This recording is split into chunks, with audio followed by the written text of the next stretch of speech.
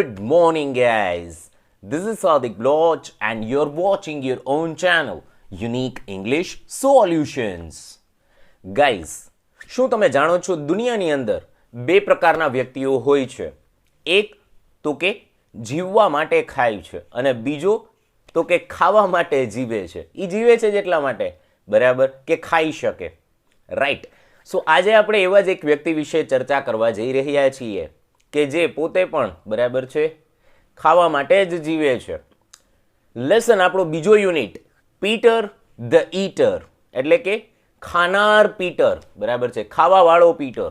અને આપણે કાઠિયાવાડી ગુજરાતીમાં જો જોવા જઈએ, બરાબર, તો આનું ગુજરાતી થાય છે ખાધોડકો પીટર. રાઈટ. એવો પીટર કે જે ખાયા જ રાખે છે દિવસ ને રાત, એને ચિંતા એ જ હોય છે કે આજે હવે હું શું ખાઈશ.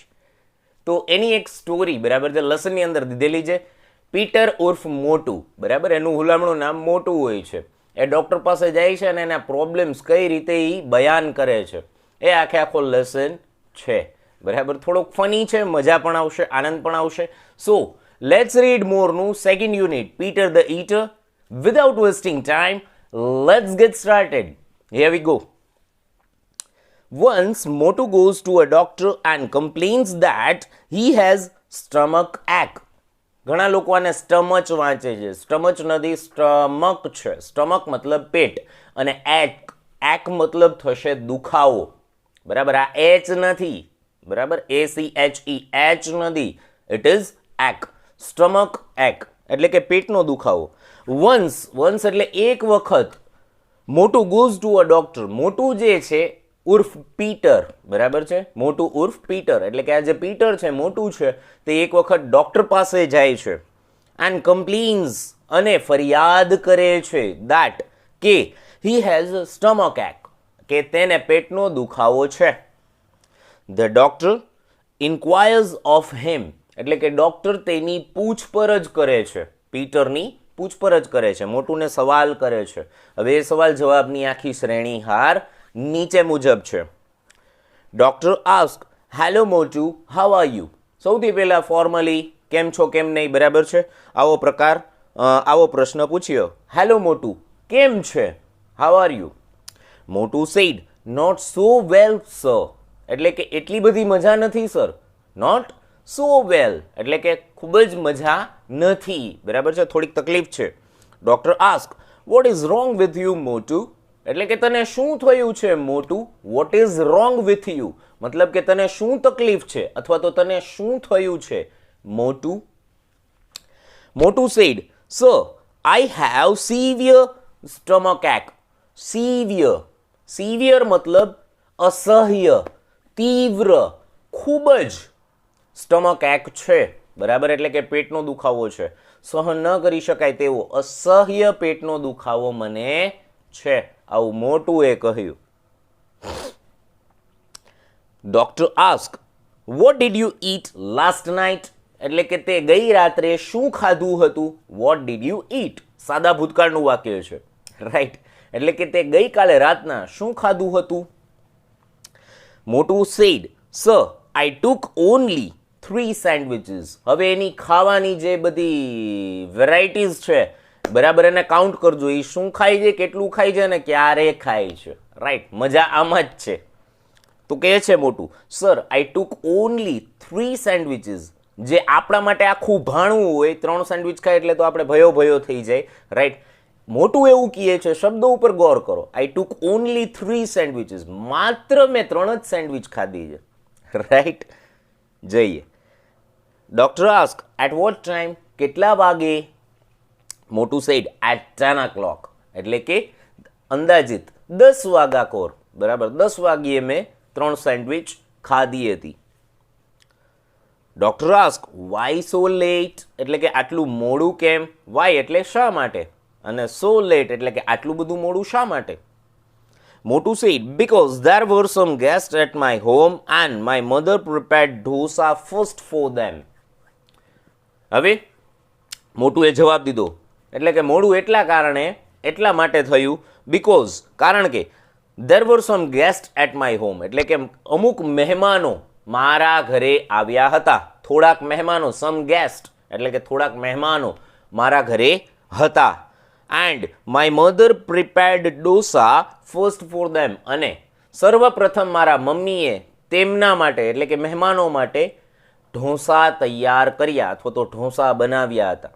બરાબર. પ્રિપેર્ડ મતલબ તૈયાર કર્યા અથવા તો બનાવ્યા. Okay. Doctor ask, did you eat any dosa? શું તે એકે ઢોસો ખાધો? રાઈટ. ડોક્ટર પૂછે છે, એને ઉત્સુકતા જાગે છે કે આ ઢોસા મમ્મીએ બનાવ્યા તો શું મોટું એ ખાધા હશે? એટલે ડોક્ટર પૂછે છે મોટુને કે શું તે એકે ઢોસો ખાધો? તારા મમ્મીએ ભલે બનાવ્યો હોય ઢોસા, તે એકે ખાધો? તો મોટુનો જવાબ સાંભળજો. Sir, I don't like dosa much, so I took only 2 dosa. મોટું કહે છે આઈ ડોન્ટ લાઈક ઢોસા એટલે કે મને ઢોસા બહુ ભાવતા નથી. લાઈક એટલે અહીંયા ગમવું નહીં થાય, લાઈક એટલે અહીંયા થશે ભાવવું. રાઈટ. એટલે કે મને ઢોસા બહુ ભાવતા નથી. બરાબર છે. તેથી મેં માત્ર 2 ઢોસા ખાધા. નથી ભાવતા તો 2 ઢોસા ખાધા, ભાવતા હોત તો ક્યાં વાત જાત. રાઈટ. એટલે એવું કીધું. Doctor said, but if you don't like dosa, why did you eat 2 dosa? તો પછી જો તને ઢોસા ભાવતા નથી તો તે 2 કેમ ખાધા? Right. Why did you eat 2 dosa? તે 2 શા માટે ખાધા? Motu said, sir, I did so because I had taken only 1 pizza when we all had snacks in the garden at 7 PM. એટલે કે મેં એવું એટલા માટે કર્યું, મેં 2 ઢોસા એટલે ખાધા કારણ કે because I had taken only 1 pizza, મેં માત્ર એક જ પિઝા ખાધો હતો. ક્યારે અને ક્યાં? When we all had snacks in the garden at 7 PM. એટલે કે સાંજે 7 વાગે અમે બધા જ્યારે બગીચામાં નાસ્તો કર્યો ત્યારે મેં માત્ર એક જ પિઝા ખાધો હતો. પછી ભૂખ તો લાગે ને સાહેબ. રાઈટ. એટલે મેં ખાલી 2 ઢોસા ખાધા. ભૂખ લાગી હતી એટલે 2 ઢોસા ખાધા. બરાબર. સો આઈ વોઝ વેરી હંગ્રી, અને તેથી મને બહુ જ ભૂખ લાગી હતી સાહેબ. અને ઘરે મમ્મીએ ઢોસા બનાવ્યા હતા, મને ઢોસા ભાવતા નહોતા એટલે મેં 2 જ ખાધા. રાઈટ. લિસ્ટ જુઓ, આગળ વધતું જાય છે. સૌથી પહેલા 3 સેન્ડવિચીસ, દેન કમ્સ 2 ઢોસા, અને હવે નેક્સ્ટ એક પિઝાવાળી પણ વાત ખુલી. બરાબર. આટલું જ ખાધું છે મોટું, એ જાજુ નથી ખાધું, આટલું જ ખાધું છે.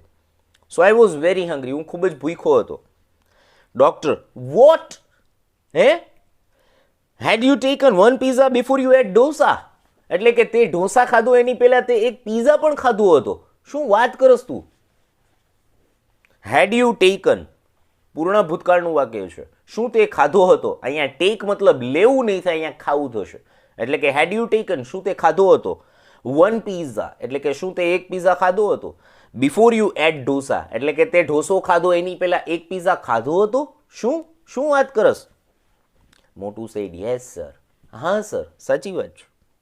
Doctor said, so you ate 1 pizza, 2 dosa and 3 sandwiches, right? એટલે હવે ડોક્ટર કન્ફર્મ કરે છે કે તે આટલું જ ખાધું છે. બરોબર ને? બરાબર. સૌથી પહેલા શું કહે છે? 1 પિઝા, બરાબર, 2 ઢોસા અને 3 સેન્ડવિચીસ, આટલું જ ખાધું છે. રાઈટ? મોટું સેડ, યસ સર એટલે કે જી સર, આટલું ખાધું છે મેં. Doctor said, then your stomach ache is natural. તો પછી તારો પેટનો દુખાવો છે એ સ્વાભાવિક છે. આમાં તો દુખવું જ જોઈએ પેટ. આટલું ખાધા પછી પેટ દુખવું સ્વાભાવિક છે. ગમે તેને દુખે, દરેકને દુખે, કોઈ પણ વ્યક્તિને આટલું ખાધા પછી દુખે. રાઈટ? મોટું સેડ, બટ સર, પણ સર મારી વાત તો સાંભળો. I haven't taken anything after taking a glass full of milk with bread and butter this morning. પણ સર, એક આખો ગ્લાસ દૂધ, બ્રેડ અને બટર, બરાબર છે, એની સાથે લીધા પછી મેં બીજું કાંઈ ખાધું નથી આજે સવારના. બરાબર છે? એક આખો ગ્લાસ દૂધ અને બ્રેડ બટર, આના સિવાય આજે સવારથી મેં કાંઈ ખાધું નથી. તો આ ઓલરેડી એક લિસ્ટમાં સામેલ થયું. બરાબર? તો કે આના પછી મેં કાંઈ નથી ખાધું. બ્રેડ બટર હેવીમાં હેવી બ્રેકફાસ્ટ કહેવાય.